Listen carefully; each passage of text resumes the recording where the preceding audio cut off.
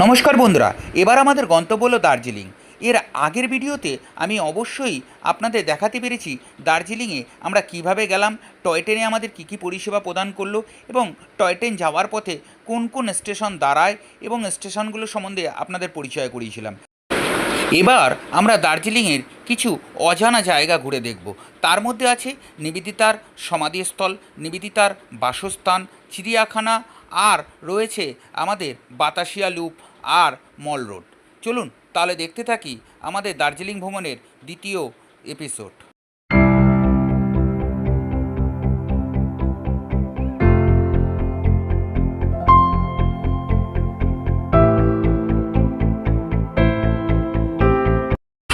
আঁকাবাঁকা পথ ধরে পাহাড়ের গা বেয়ে আমাদের টয় ট্রেন ছুটে চলেছে গন্তব্যের দিকে। আপনাদের একটা ইনফরমেশন দিয়ে রাখি, যারা কলকাতা বা দেশের বিভিন্ন অঞ্চল থেকে আসবেন তারা এই NH-55টি ব্যবহার করবেন। এই রোডে আপনার চড়াই অনেক কম, যার ফলে আপনারা সহজেই স্কুটার এবং বাইক নিয়ে আপনারা পাহাড়ে উঠতে পারবেন এবং সহজেই দার্জিলিং পৌঁছে যেতে পারবেন। চলুন তাহলে আগে দেখতে থাকি।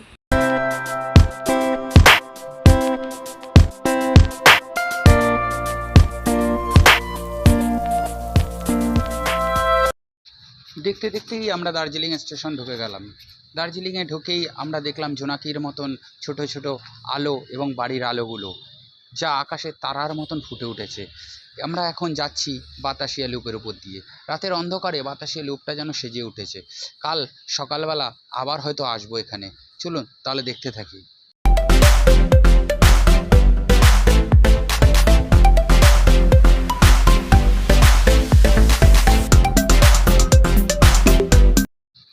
এখন বাজে প্রায় 7:30। আমাদের ট্রেন এসে দার্জিলিং স্টেশন দাঁড়ালো। এখান থেকে আমাদের হোটেলের দূরত্ব মাত্র 800 মিটার। তা আমরা একটা ক্যাব বুক করে এই দার্জিলিংয়ের আমাদের হোটেলে বা হোমস্টেতে ফিরে যাব। আমার হোমস্টের ডিটেলসটা আপনাদের স্ক্রিনে দেওয়া থাকবে, যদি চান আপনারা বুক করতে পারেন। করতে বেরিয়েছি। টয় ট্রেন থেকে নামার পর কালকে রাত্রে আমাদের নিজস্ব ঘরে এইখানেই রান্নাবান্না করেছি, খেয়েছি। আর এখন আমরা দার্জিলিংয়ের সাইট সিন করতে বেরিয়েছি। এই আমাদের ড্রাইভার দা গাড়ি চালাচ্ছে, আর এই যে টোটাল রয়েছে। আস্তিনিকা একটু হাই বলে দাও, শ্লোকা একটু হাই বলে দাও, ঋষিতা একটু হাই বলে দাও। আমরা সকালবেলা বেরিয়ে এই বৃষ্টির মুখে পড়লাম। আমাদের গাড়ি এখন ম্যাল রোডের উপরে, যদিও আমাদের সমস্ত জায়গা ঘুরে দেখতে হবে, তাই বৃষ্টিটাকে উপেক্ষা করেই বেরিয়ে পড়লাম। আমাদের আজকে প্রথম জায়গা হলো নিবেদিতার সমাধিস্থল। চলুন তাহলে দেখতে থাকি।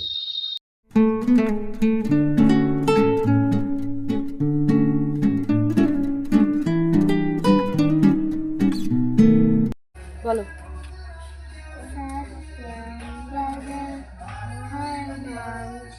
জোরে।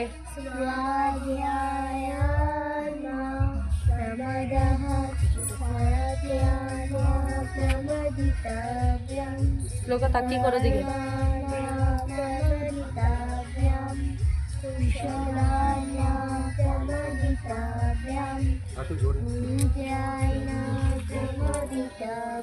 হচ্ছে না ভিডিওটা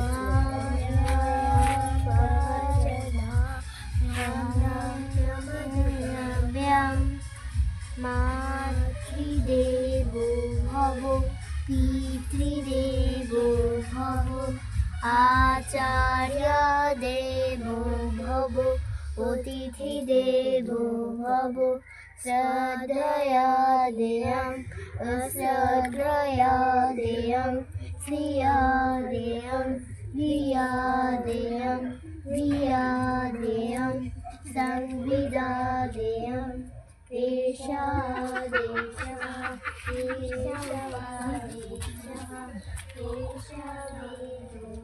দেশা এতদনুশাসনং এবং বাস্তব্যং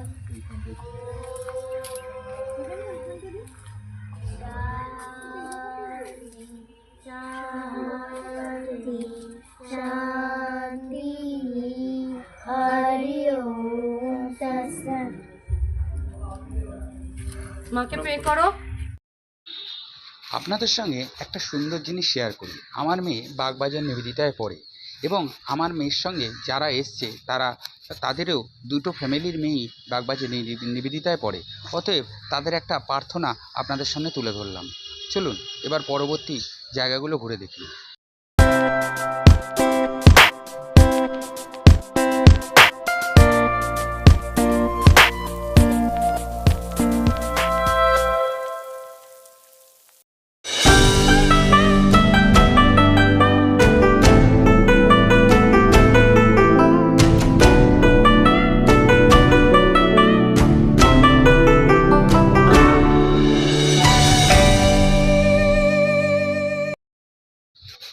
সিস্টার নিবেদিতার সমাধিস্থল ভ্রমণ করার পর এবার আমাদের পরবর্তী ঘুরে দেখার জায়গা হলো আমাদের নিবেদিতা হাউস। এই নিবেদিতা হাউস যাওয়ার পথে আপনার পড়বে অপূর্ব টি গার্ডেন এবং এখানকার দার্জিলিংয়ের সবচেয়ে বড় বড় স্কুলগুলো, যেগুলো দেখতে দেখতে আপনি পৌঁছে যাবেন নিবেদিতার বাসস্থান বা বসতবাড়িতে। এই বসতবাড়ি থেকে কাঞ্চনজঙ্ঘাটা খুব সুন্দর দেখায়। আপনাকে অনেকটাই উপর দিকে উঠতে হবে।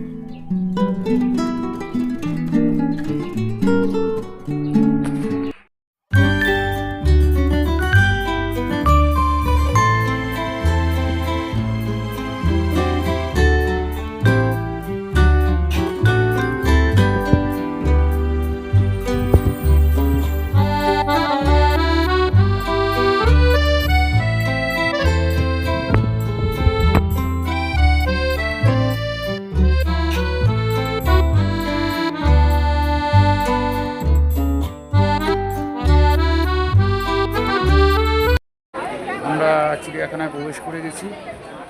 আমাদের সঙ্গে একজন ওয়েস্ট বেঙ্গল পুলিশের একজন অফিসার থাকার জন্য আমরা অনেকটাই, যে আমাদের মেয়ের সঙ্গে নিবেদিতা স্কুলে পড়ে একই সঙ্গে, যাই হোক উনি চিড়িয়াখানার টিকিটে বিশাল লাইন ছিল, উনি ব্যবস্থা করে দিয়েছেন। এর আগেও উনি অনেক রকম হেল্প করেছেন। আর এগুলো থাকার জন্য আমরা অনেক ফেসিলিটি, গাড়ির ফেসিলিটি, পার্কিং ফেসিলিটি এগুলো পেয়েছিলাম। যাই হোক আমাদের চিড়িয়াখানা ঢুকে গেছি, সঙ্গে সঙ্গে আমাদের কোনো কিছু লাগেনি। এসেই আমরা ভাল্লুক দেখলাম। আমার চ্যানেলের মাধ্যমে আপনারা অবশ্যই ভাল্লুক ছবিগুলো সমস্ত কিছু দেখতে পাবেন আর আসবেন অবশ্যই। চলুন দেখি আগে কি কি দেখতে পাই, দেখতে থাকি আমরা।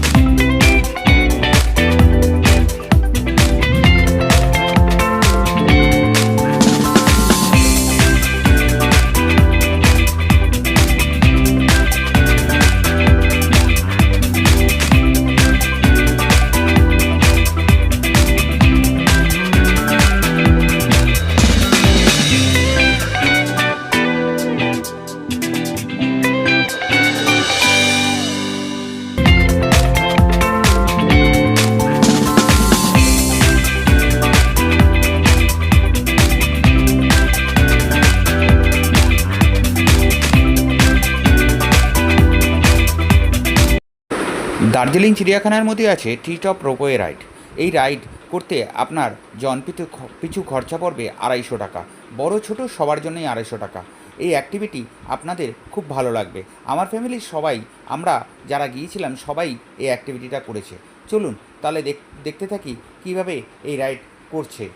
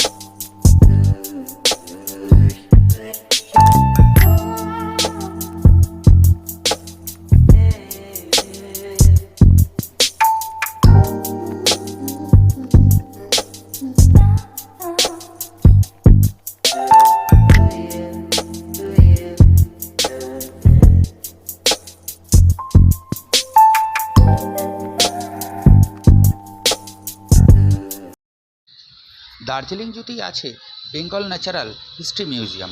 এই মিউজিয়ামটি অত্যন্ত সুন্দর। এই মিউজিয়ামের ভিতরে আছে বিভিন্ন পশু পাখির মমি এবং তার দেহাবশেষ কঙ্কাল। এছাড়াও আপনারা এর ভিতরে দেখতে পাবেন বিভিন্ন পশু পাখির চামড়া। আপনারা আসলে অবশ্যই এটা ভিজিট করবেন। যদিও আমরা এটা ভিডিও করে দেখাতে পারলাম না, কারণ মিউজিয়ামের ভিতরে ভিডিও করা নিষিদ্ধ। দার্জিলিং মিউজিয়াম থেকে আমরা বেরিয়ে আসলাম, দেখলাম বাইরে অনেক লোকাল ড্রেস পরে ফটো তোলা হচ্ছে। আমাদের সবাই একটা করে লোকাল ড্রেস ভাড়া করে নিলাম। ড্রেস পিছু ভাড়া পড়ল 150 টাকা। আপনারা আসলে এই ড্রেস ভাড়া করে ফটো তুলতে পারেন। এছাড়াও আপনারা বাতাসিয়া লুপ এবং দার্জিলিং ম্যালেও এটা করতে পারেন।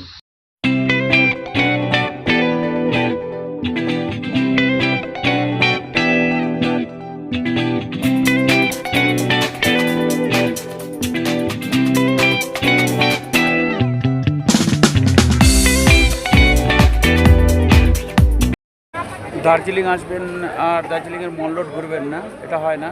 আমরা দার্জিলিংয়ে মল রোড চলে এসেছি। এখন বেলা বাজে 5টা। এই 5টার সময় দার্জিলিং ফুটফুটে ওয়েদার, প্রচুর লোকের ভিড়। আর এখন যদিও সিজন, খুব সুন্দর লাগছে। সব বাচ্চাদের অ্যাক্টিভিটি, সবাই আসছে আমাদের পিছনে। যদিও আমাদের খাওয়া দাওয়া হয়নি।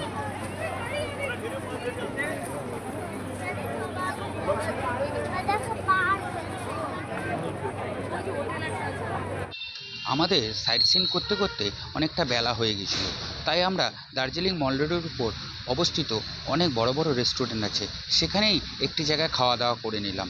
এইখানে খাওয়া দাওয়া খুব সুস্বাদু। আমরা যখনই আসি এখানে কোনো না কোনো হোটেলে একবার খাওয়া দাওয়া করে নিই। এখানকার মোমো, চাউমিন, থুপ্পা ইত্যাদি খুব আপনার আকর্ষণ করবে। আপনারা আসলে অবশ্যই মল রোডে একদিন খাওয়া দাওয়া করে নেবেন।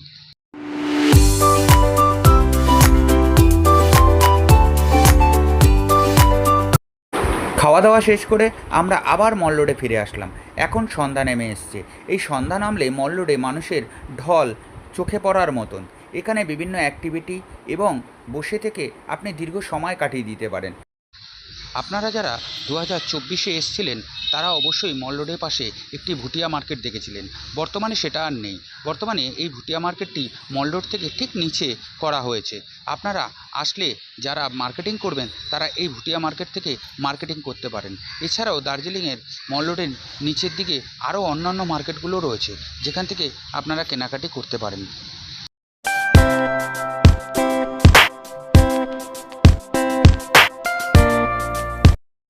আমরা দার্জিলিং থেকে আমাদের গাড়ি, আর এই ছিল হোটেল। এবার আমাদের যাত্রাপথ বন্দে ভারত যাতায়াতের পথে আমরা সব দেখাবো, বন্দে ভারতের সব কিছু। চলুন তাহলে দেখতে থাকি। এখন দার্জিলিং থেকে আমরা শিলিগুড়ির দিকে ফিরে যাব। তবে কালকে রাত্রে সময়ের অভাবে আমাদের বাতাসি লুপটা আসা হয়নি, তাই আমরা সকালেই প্রোগ্রাম করেছি। চলুন এবার বাতাসিয়া লুপটা একটু দেখে নিই ঘুরে। তারপরে আমাদের গাড়ি একদম বন্দে ভারত শিলিগুড়ি থেকে বন্দে ভারত। চলুন তাহলে দেখাই বাতাসি লুপটা। আমার একটু হাই বলে দাও। আমার মামা সারাদিন অসুস্থ ছিল 2 দিন, তাই কিছুই অ্যাক্টিভিটির মধ্যেও অংশগ্রহণ করতে পারেনি।